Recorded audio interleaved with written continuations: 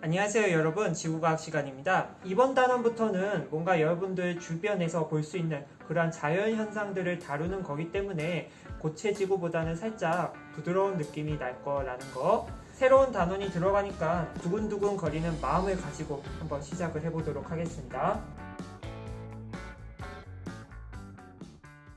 먼저 이번 단원에서 어떠한 거를 배울지 그림 먼저 보고 가도록 할 건데요. 우리 뉴스에서 이런 식의 일기도 기상캐스터가 나와가지고 오늘의 날씨는 이렇다 저렇다 이야기를 해주는데요.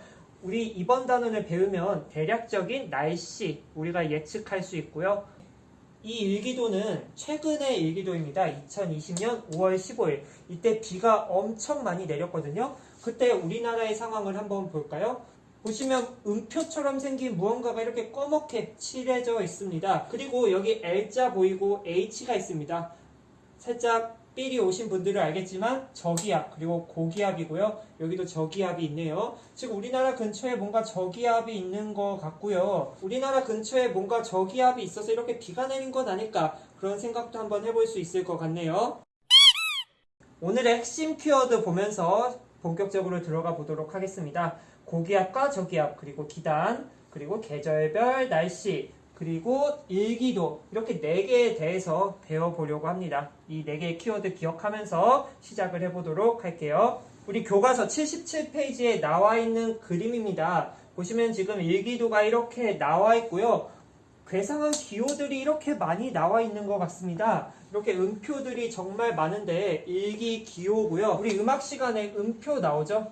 이런 것처럼 일기 기호도 비슷하게 생겼습니다. 보시면 여기 중앙에 동그라미가 이렇게 있는데요. 운량, 구름의 량을 뜻합니다. 그래서 색칠을 할수록 흐린 쪽에 가까운 모습이 보이고요. 그 다음에 옆에 보시면 일기, 날씨라고 생각을 해주시면 돼요. 그래서 비는 이런 식으로 검은색으로 동그라미를 칠하고요. 눈은 눈 표시, 그 다음에 안개는 석삼자, 짝대기 3개, 그 다음에 뇌우는 이런 식으로 화살표가 있네요. 선생님이 그림을 준비했어요. 이게 뇌우입니다. 그리고 우리 풍속, 바람의 세기, 이거는요 짝대기로 표시를 합니다. 그래서 여기 짝대기 하나 있으면은 2m/s, 그 다음에 긴 짝대기는 5m/s, 그 다음에 이런 식으로 깃발이 달리면은 25m/s, 이런 식으로 풍속도 표시를 하고요. 그 다음에 온난전선, 한랭전선, 여기 보시면은 전선들이 이렇게 있습니다. 이 전선은 다음 시간에 배울 거고요. 이 전선 또한 일기도에 이렇게 나타낼 수 있다라는 거. 그래서 여러분들이 이 그림을 보면서 이러한 기호들로 날씨를 표현할 수 있는 게 일기도구나 라는 거 아셨으면 좋겠습니다. 또한 특징을 보시면요. 여기에 숫자가 있어요. 뭐 1024, 1020, 1016인데 이거는 기압을 나타내는 겁니다. 그렇다면 기압이 뭔가 알아야겠죠? 과연 기압이란 무엇일까? 기압이란 공기의 압력이에요. 공기의 무게에 의해 생기는 압력, 그게 기압입니다. 그래서 토리첼리라는 사람이 수은을 이용해서 최초로 측정을 하였는데요. 아마 중학교 때 이 그림 보셨을 것 같아요. 토리첼리가 실험을 했어요. 공기가 나를 누르고 있는 거는 알 것 같은데 과연 이 공기에 누르는 그 힘을 어떻게 표시를 할까? 지금 보시면은 이런 식으로 공기가 누르고 있어요. 이 수은, 이 통을 공기가 누르기 때문에 이 수은이 유리관을 타고 이런 식으로 올라갑니다. 그래서 지금 여기까지 올라간 모습이 보여요. 아시겠어요? 수은이 없고 빈 상태라면은 여기에 그냥 공기가 있을 텐데 수은을 여기에 넣었더니 이런 식으로 쭉쭉 올라가서 76cm만큼 올라갔습니다. 이게 무슨 말이냐? 공기가 이런 식으로 누르는 만큼 수은도 이만큼 눌러가지고 평형을 맞춘 거예요. 근데 그 센티미터가 76cm다라는 거. 그래서 토리첼리가 이 실험을 통해서 우리 기압을 이제 숫자로 나타내기 시작을 했는데요. 1기압을 76cm Hg와 같다. Hg, 우리 1학년 때 배웠죠? 수은이에요. 그래서 76cm의 수은과 1기압이 같은 힘이다 라고 이렇게 말을 했고, 이것을 수은이 아니라 물기둥으로 계산해 봤을 때 약 10m라고 해요. 정말 대단한 힘이죠. 이 힘을 1013 헥토파스칼이라고 우리 정의를 내릴 겁니다.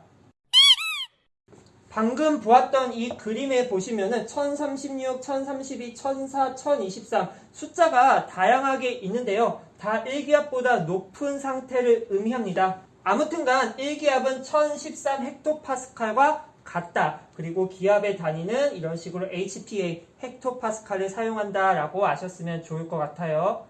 그래서 기압의 단위는 헥토파스칼 이런 식으로 표현을 한다.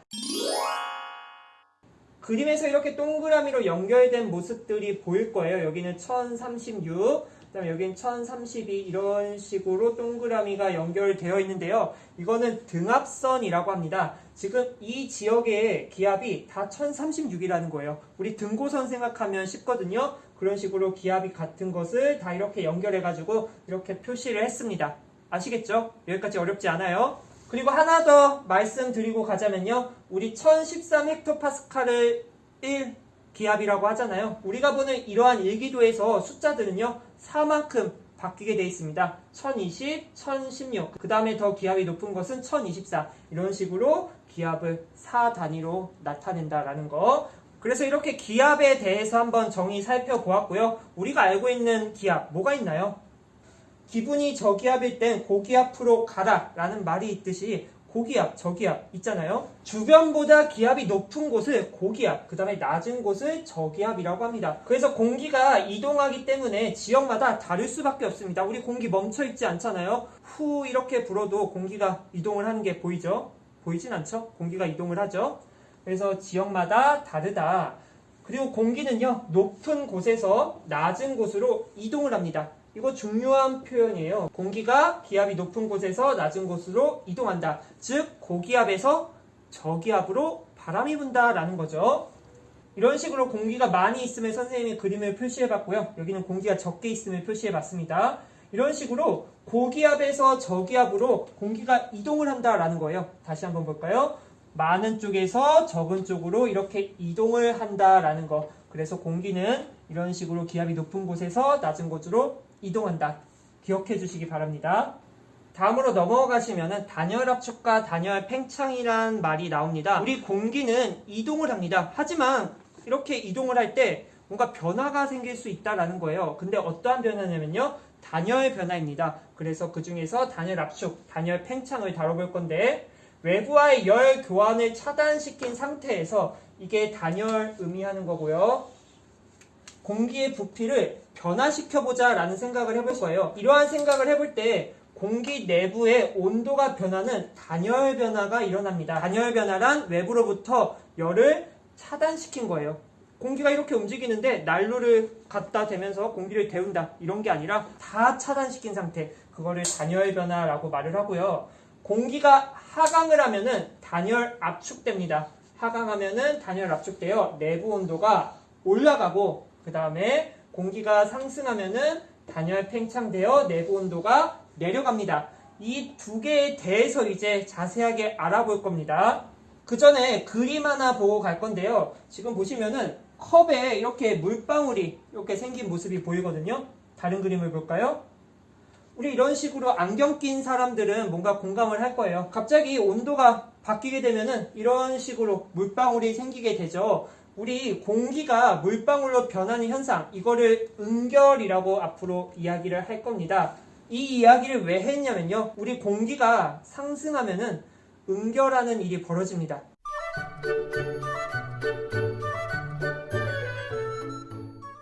그렇기 때문에 응결이란 단어를 선생님이 말을 먼저 했고요. 단열 팽창과 단열 압축 다시 한번 보도록 하겠습니다. 이 그림을 보시면은 저기압과 고기압을 나타낸 그림입니다. 보시면 여기 L이라고 나와 있고 여기는 H 적혀 있습니다. 얘 저기압이고 얘는 고기압이에요. 우리 저기압은 주변보다 공기의 압력이 작죠. 그 말은 여기에 공기가 누르는 게 적다라는 거고 공기가 없다라는 거예요. 상대적으로. 그리고 고기압은 주변보다 공기에 누르는 그런 힘이 큽니다. 즉 공기가 많이 있다라고 우리 생각을 해도 돼요. 그러면 저기압은 공기가 적어요. 그리고 얘는 많아요. 우리 자연 빵을 좋아하거든요. 누구도 많고 누구도 적고 이거 싫어해요. 그러면은 많은 곳에서 이런 식으로 작은 쪽으로 이동을 합니다. 공기가. 그랬을 때 지금 이렇게 화살표가 휘어져서 들어가는 모습 보이시나요? 이거를 어떻게 표현을 할 거냐면요. 우리 저기압에서는 공기가 온다. 공기가 들어오는데 이런 식으로 휘어져서 들어옵니다. 지금 보시면 어떤 방향으로 들어오고 있죠? 그렇죠. 반시계 방향으로 이렇게 들어가고 있죠. 그래서 우리 저기압 기억해 주셔야 되는 게 뭐냐면은 반시계 방향으로 공기가 들어온다. 이거 기억해 주셔야 됩니다. 우리 저기압에서는 반시계 방향으로 공기가 이렇게 들어온다. 그랬을 때 여기 가운데 한번 볼까요? 공기가 계속해서 들어오게 됩니다. 그렇게 되면 중심부에 이제 공기가 쌓이게 돼요. 그러면 그 쌓인 게 땅을 뚫고 갈 수가 없잖아요. 그래서 이렇게 위로 올라가게 됩니다. 그거를 상승 기류다라고 우리 앞으로 표현을 할 거예요. 그래서 저기압 상승 기류 나타난다라는 거. 우리 공기가 상승하게 되면 어떤 일이 생기냐면요. 선생님이 그림을 한번 그려볼까요? 우리 지표면에 공기가 5개 있다라고 해볼게요. 그리고 위로 갈수록 이 개수가 줄어들까요? 많아질까요? 그렇죠. 줄어들게 되겠죠. 한 이 정도 높이에서는 3개, 이 정도 높이에서는 1개. 이런 식으로 공기가 점점 줄어들겠죠. 우리 지표면에 있던 5개의 공기가 이 공기를 누르게 됩니다. 그런데 이 친구가 여기까지 올라오게 됐어요. 공기 덩어리가. 그렇게 되면은 아까 지표면엔 5개가 있지만 위에는 1개밖에 선생님이 안 그렸죠. 그러면 5개가 이렇게 눌렀다가 1개가 누르게 되면은 어떻게 될까요? 얘가 5개 익숙해졌는데 1개가 누르니까 얘는 밀려고 하겠죠. 그 말은 뭐냐면요. 얘는 이렇게 부피가 커지게 된다라는 거예요. 나는 5개가 이렇게 와서 그거에 맞춰서 적당한 사이즈를 유지했는데 어쩌다 보니까 상승하게 되는 경우에는 주변이 1개고 1개가 나에게 주는 힘은 정말 작기 때문에 5개보다 나는 영역을 펼칠 수 있다라는 거죠. 그래서 이런 식으로 부피가 팽창을 하게 됩니다. 이것을 단열 팽창이다 라고 말을 해요. 단열 팽창. 팽창을 하게 되면 어떤 일이 벌어지냐면요. 이 정도 사이즈의 공기가 위로 올라가면서 팽창을 하게 됩니다. 다시 말해서요. 이 공기 덩어리가 팽창하는데 에너지를 사용하게 된다라는 거예요. 아시겠죠? 그 말은 에너지를 사용했어요. 우리 에너지는 온도랑 많은 상관이 있습니다. 어떠한 공식이 있냐면요. 2분의 3 KT는 2분의 1 mv 제곱이 있어요. 물리 시간에 아마 곧 배우게 될 건데 우리 온도는 그 물체의 운동 에너지랑 관련이 있거든요. 공기 덩어리가 상승하게 되면은 부피가 팽창해집니다. 내가 바깥쪽으로 이렇게 팽창하려고 운동을 한다라는 거예요. 그 말은 이 운동한 에너지를 사용했다라는 거고 에너지가 사용됐으니까 이거랑 관련되어 있는 이 온도가 하강을 하게 된다라는 거예요. 그렇게 되면은 아까 보았던 사진처럼 물방울이 이제 생긴다라는 거, 즉 응결을 하게 된다라는 거예요. 아시겠죠? 정리를 하고 가자면요. 우리 공기가 상승을 하면은 구름이 생기고 비가 내린다. 우리 저기압에서 공기가 상승하고 비가 내린다. 이게 결론입니다.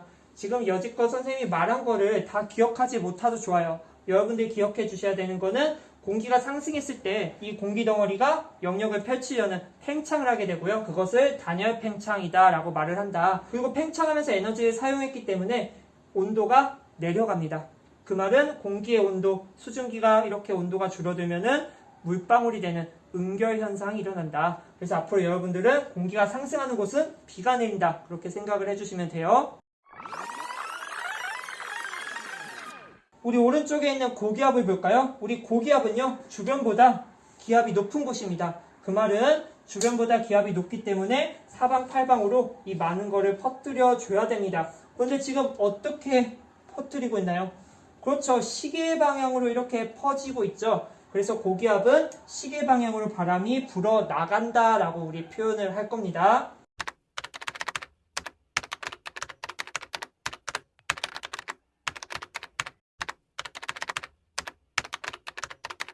우리 저기압과 마찬가지로 여기 중심을 한번 생각을 해볼까요? 얘는 지금 퍼져 나가고 있기 때문에 비었어요. 그러면 이 빈 곳을 또 누군가가 채워줘야 되는데 우리 지각 멘틀 핵으로부터 공기가 올 수 없거든요. 우리 위에서부터 이렇게 오게 됩니다. 그래서 고기압은 하강 기류가 생긴다라고 말을 하고 있고요. 마찬가지로 저기압에서 했던 거랑 똑같이 생각을 해보겠습니다. 우리 고기압 위쪽에 공기 덩어리가 이런 식으로 있습니다. 이 정도 사이즈가 있어요.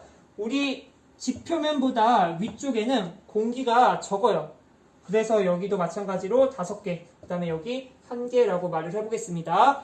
여기 있는 공기 덩어리는 1개가 이렇게 눌러주기 때문에 이 정도의 힘을 줘서 이만큼 유지하고 있는 겁니다. 그런데 하강 기류 때문에 이 공기 덩어리가 아래로 이렇게 내려오게 됐어요. 근데 아래는 지금 5개가 누르고 있죠. 그 말은 1개보다 힘이 세졌으니까 얘가 어떻게 될까요? 이런 식으로 압축이 된다라는 거겠죠. 이 정도 사이즈가 여기에 내려오면은 이 정도 사이즈로 줄게 된다라는 거예요. 그래서 얘를 단열 압축이다 라고 말을 합니다. 단열 압축. 그렇게 되면 무슨 일이 생기냐면요. 주변에서 계속 누르고 있기 때문에 온도, 이 공기 덩어리의 온도가 어떻게 될까요? 우리 더워 죽겠는데 여름에 막 달라붙어요. 그러면은 더 더워지죠. 이 친구도 마찬가지로 압축이 되면은 기온이 상승하게 됩니다. 그래서 단열 팽창과 단열 압축 이런 특징이 있다라는 거 기억해 주시기 바라고요. 우리 저기압에서 이렇게 구름이 생긴다. 꼭 기억해 주셔야 됩니다. 공기가 상승하면은 구름이 생기고 나아가 비가 내릴 수가 있다. 기억해 주세요. 이렇게 단열, 압축, 팽창 한번 알아보았고요. 우리 밑에 있는 이 사진을 한번 보도록 할게요. 보시면은 저기압일 때 그리고 고기압일 때 날씨 해석하기라고 나와 있습니다. 문제를 보시면요. 저기압의 위치 그리고 고기압의 위치를 확인하고 그 위치를 찾아 구름 분포를 이렇게 설명해 보자라고 나와 있는데요. 지금 고기압 여기에 위치하고 있습니다. 우리 동해에 위치하고 있죠. 그 다음에 저기압 어디에 보이나요? 그렇죠. 여기에 하나 있고 여기에도 하나 있죠. 그 다음에 옆에 보시면요. 가시 영상 이렇게 나타내 있습니다. 가시광선 혹시 기억하시나요? 우리가 볼 수 있는 빛, 그걸 가시광선이라고 하는데 지금 이렇게 흰색으로 표현된 거 뭘까요? 그렇죠. 우리 클라우드, 구름이죠. 우리 저기압과 고기압인 상태에서 구름 분포 모습을 보니까 고기압은 지금 구름 분포가 어떤가요? 그렇죠. 구름이 안 보이죠. 맑은 느낌이 나는데 지금 L로 표시된 이 위치는 지금 구름이 엄청 낀 모습이 보이죠. 이런 식으로 저기압은 구름이 많고 고기압은 구름이 적은 그런 느낌 우리 기억해 주시면 되고요. 다음 보기를 보면은 일기도와 위성현상을 비교하여 우리나라 울릉도의 날씨를 해석해보자. 울릉도 어딨나요? 울릉도 동남쪽 백길 따라 200리 여기에 있는 거죠. 우리 울릉도 저기압의 영향을 많이 받을까요? 고기압의 영향을 많이 받을까요? 그렇죠. 우리 H가 가깝잖아요. 고기압의 영향을 받습니다. 그렇다라는 것은 울릉도 날씨가 어떻다라는 거 알 수 있죠? 그렇죠. 맑다라고 우리 해석할 수 있겠죠. 그래서 우리 일기도와 그거에 해당하는 위성 영상 한번 같이 살펴보았고요. 우리 이 위성 영상은 또 적외 영상, 가시 영상 다양한 게 있는데 다음 시간에 더 자세하게 보도록 할 거고요. 넘어가 보도록 할게요. 그 다음에 기단이라는 용어 정의하고 가보려고 합니다. 지표면의 성질이 거의 일정한 대륙이나 대양과 같은 곳에 공기가 오랫동안 머물러 있으면은 공기의 온도, 습도, 지표면의 성질과 비슷해집니다. 쉽게 말해서 그냥 성질이 비슷한 애들이 모여있는 거 그걸 기단이다 라고 해요. 우리 집단 생각하면 편할 것 같아요. 끼리끼리 모이죠. 우리 공기도 온도와 습도 끼리끼리 같은 애들이 모여서 만들어진 거 그게 기단이다 라고 하고요. 넓은 지역에 걸쳐 수평 방향으로 기온과 습도가 비슷하게 형성된 큰 공기 덩어리를 기단이다 라고 합니다. 그래서 우리나라 주변에 이러한 4개의 기단이 있습니다. 보시면은 오호츠크, 시베리아, 양쯔강, 북태평양 이런 식으로 4개의 기단이 있어요. 우리나라는 북반구 중위도에 위치하고 대륙과 해양의 경계에 놓여 있죠. 그림만 봐도 알 수 있습니다. 그래서 각 계절마다 특징이 다른 기단의 영향을 많이 받고 있어요. 보시면은 여기에 4개의 기단이 나와 있습니다. 우리나라를 기준으로 이렇게 선생님이 4등분을 해볼게요. 그랬을 때 우리 상대적으로 적도랑 가까운 아래쪽이 따뜻할까요? 위쪽이 따뜻할까요? 그렇죠. 아래쪽이 따뜻하겠죠. 그래서 여기 양쯔강이랑 북태평양에 보시면은 여기 온난 그리고 여기 고온이라는 말이 있습니다. 그리고 우리 위쪽 여기 시베리아 기단과 오호츠크 기단 보시면은 한랭하고 여기 한랭 보이죠? 우리 러시아만 생각해도 춥다. 한랭으로 이렇게 연결 지을 수 있겠죠? 그 다음에 여기 보시면 건조, 그리고 여기 다습 나왔습니다. 여기 습하다. 우리 습하다 알죠? 비 오면 살짝 축축한 느낌이 나잖아요. 우리 대륙은요, 건조하고요. 우리 바다는 습합니다. 그래서 한랭 건조, 한랭 다습. 온난, 건조, 고온, 다습 이렇게 4개의 기단이 이러한 성질을 가지고 있다라는 거예요. 이 기단은 특징이 하나 있는데요. 무슨 특징이 있냐면요. 일단 각 계절마다 우리에게 영향을 주기도 하지만 그 영향을 주는 게 고기압과 많은 관련이 있습니다. 그래서 앞으로 기단과 고기압 같이 이제 생각을 해주면서 이 단원을 공부해야 된다라는 거고요. 쉽게 말해서 만약에 시베리아 기단이 강력해지는 겨울을 한번 생각을 해보겠습니다. 우리 겨울엔요, 여기에 있는 이 시베리아 기단이 정말 활기를 칩니다. 근데 우리 기단과 고기압은 관련이 있다라고 했죠? 우리 시베리아 기단이 강해지는 겨울에 여기에 고기압이 형성이 됩니다. 시베리아 고기압이다 라고 말을 하거든요. 그러면 아까 선생님이 공기 어디서 어디로 이동한다라고 했죠? 고기압에서 저기압으로 이렇게 이동한다라고 했죠? 이러한 고기압이 우리나라에 이런 식으로 이제 영향을 주게 되는 겁니다. 왜냐하면 겨울이기 때문에 여기 러시아 쪽이 고기압이다라는 거예요. 그래서 우리나라에 이렇게 영향을 줍니다. 그래서 차갑고 건조한 바람이 우리나라에 이런 식으로 영향을 준다라는 거고요. 다음 슬라이드를 보시면요. 우리 뉴스에서 이런 글 많이 봤을 거예요. 뭐 고기압의 영향으로 대체로 맑다. 그 다음에 고기압의 영향으로 맑은 날씨고요. 뭐 이런 식으로 또 고기압의 영향으로 천둥, 번개, 고기압 영향으로 맑은 날씨. 우리 날씨와 고기압은요 정말 많은 연관이 있습니다. 무슨 연관이 있는지 이제 또 하나씩 살펴보도록 할 거예요. 우리 고기압은요 이동 상태에 따라서 정체성 고기압, 그 다음에 이동성 고기압 두 가지로 구분을 합니다. 한 자리에 머물러 있으면서 수축과 확장을 하면서 주위 지역에 영향을 주는 것, 그리고 규모가 큰 그러한 고기압을 정체성 고기압이다 라고 말을 하죠. 우리 정체된 머물러 있고 그 다음에 규모가 큰 그러한 고기압이다. 그래서 규모가 크기 때문에 주변에 영향을 정말 많이 준다라는 거죠. 정체성 고기압에서 떨어져 나와서 이동해가는 규모가 작은 고기압을요 이동성 고기압이다 라고 말을 합니다. 우리나라 주변에는 정체성 고기압에 시베리아 고기압, 북태평양 고기압, 오호츠크의 고기압이 있습니다. 이 그림을 다시 보시면요 이러한 정체성 고기압, 예를 들어서 시베리아 기단 정체성 고기압이거든요. 얘네가 정말 규모가 커요. 그렇기 때문에 이 주변에 영향을 줄 수 있다라는 거고요. 우리 정체성 고기압으로부터 떨어져 나온 이 이동성 고기압, 대표적으로 양쯔강 고기압이 있습니다. 선생님이랑 사진 하나를 보도록 할까요? 우리 일기도를 선생님이 하나 가져왔는데 보시면 여기 H 있는 거 보이시나요? H가 있고 여기 조금 시간이 흐른 뒤에 그대로 H가 있습니다. 그런데 다음날 일기도를 선생님이 또 보여드릴 건데요. 다음날 일기도를 한번 볼까요? H가 뭔가 두 개가 되려는 조짐이 보입니다. 방금 보았던 그 사진에는 H가 하나였는데 지금 H 두 개거든요.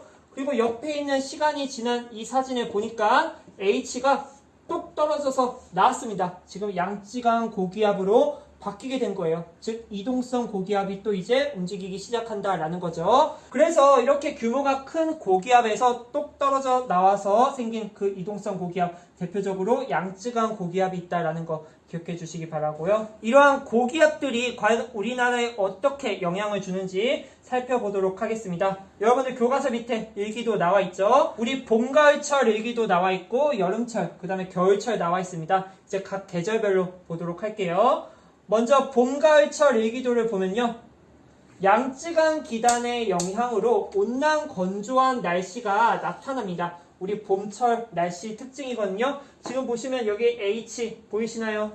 얘네가 이제 우리에게 영향을 주는 거예요. 양쯔강 기단. 하지만 이 양쯔강 기단 특징 온난 건조하죠. 아까 이거 4등분 하면서 여기 한랭 그 다음에 온난 고온 이렇게 표현했고 대륙적은 건조, 여기는 습윤. 그래서 여기는 온난 건조한 그런 기단이다 라고 말을 했죠. 그리고 이동성 고기압과 저기압의 영향을 받아서요 날씨가 자주 변해요. 우리 봄 정말 날씨 많이 바뀌거든요. 왜냐면은 얘는 한 곳에 머물러 있는 친구가 아니에요. 정체성 고기압이 아니라 이동성 고기압이기 때문에 날씨가 자주 바뀔 수밖에 없다라는 거예요. 그래서 날씨가 자주 변한다라는 특징이 있고요. 그 다음에 강한 편서풍. 우리 편서풍 무엇입니까? 우리 1학년 때 대기대순을 하면서 배웠죠. 서쪽에서 동쪽으로 부는 바람, 우리 서에서 동으로 부는 바람, 이것을 편서풍이다 라고 했죠. 우리나라 서쪽에 어느 나라 있죠?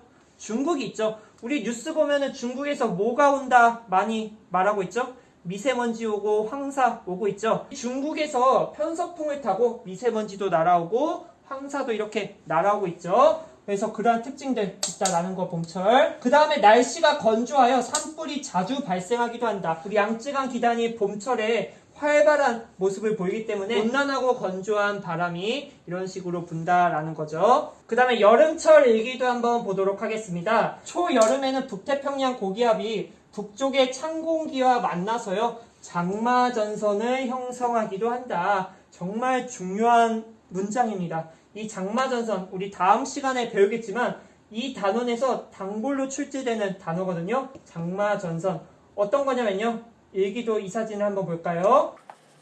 맨 처음에 우리 전선 일기도에 표시할 수 있다라고 했죠. 우리 아직 정의는 하지 않았지만 이 온난전선은 따뜻한 공기가 이렇게 오고 있음을 표시를 해주는 거고, 그 다음에 파란색 한랭전선은요 차가운 공기가 이렇게 오고 있음을 의미합니다.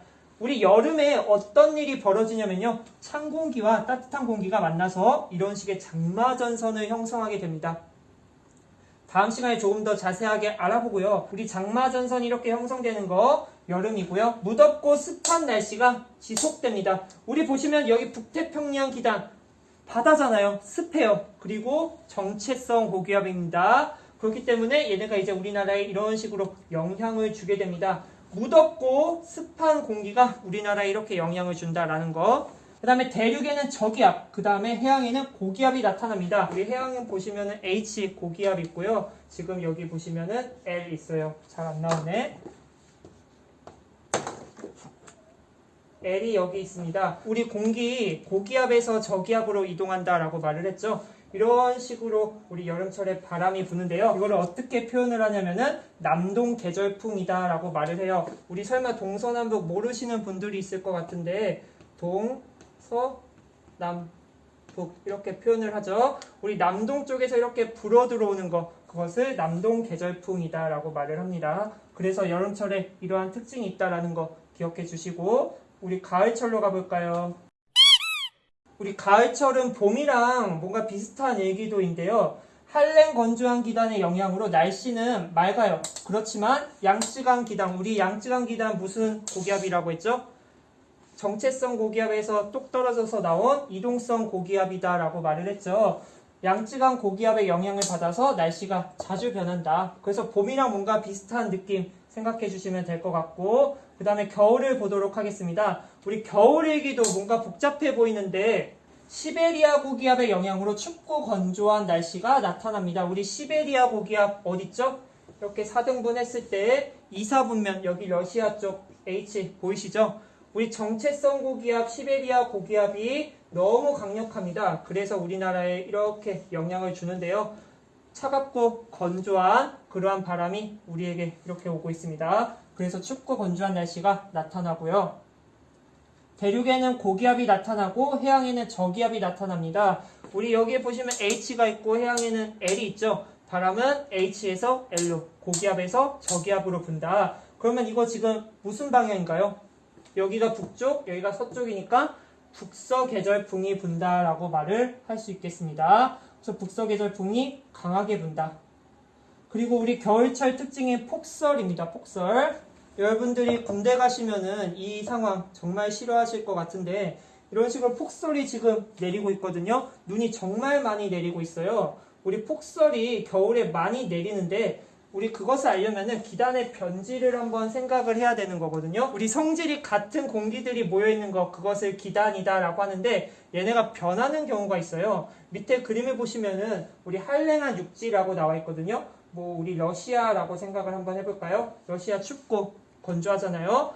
그래서 그 주변 대륙에 있는 공기들은 차고 건조한 기단입니다. 그런데 이 친구가 우리나라로 올 때 변질이 될 수 있거든요. 우리나라 서쪽에 있는 바다, 황해 생각하시면요. 따뜻한 바다입니다. 이 차갑고 건조한 기단, 공기 덩어리가 이런 식으로 오고 있는데 아래쪽이 따뜻하다 보니까 어떻게 될까요? 여기 이런 식으로 공기 덩어리가 있는데 아래쪽이 따뜻해지다 보니까 우리 따뜻한 공기는 올라가나요? 내려가나요? 그렇죠. 올라가게 되죠. 그러면 맨 처음 시간 했습니다. 우리 저기압에서 공기가 상승한다. 그리고 공기가 상승하면은 비가 내린다라고 말을 했죠. 그래서 이런 식으로 구름이 생기고 비가 내리게 됩니다. 그래서 기단의 변질이라는 것은 원래 가지고 있던 이 성질이 바뀌게 되는 거예요. 따뜻한 바다를 거치면서 차고 건조한 기단이 이런 식으로 따뜻해지고 이게 상승해진 다음에 비가 내리는 거. 그래서 이게 기단의 변질입니다. 발원지에서 정체하다가 상층의 바람에 따라 우리 기단 움직이거든요. 이동하던 기단은 본래 성질보다 따뜻하거나 찬 지면과 만나면 변질되게 됩니다. 이렇게 차고 건조한 기단이 따뜻한 바다를 만나면은 아래쪽이 가열되고 상승하게 되고 결국 구름이 생긴다.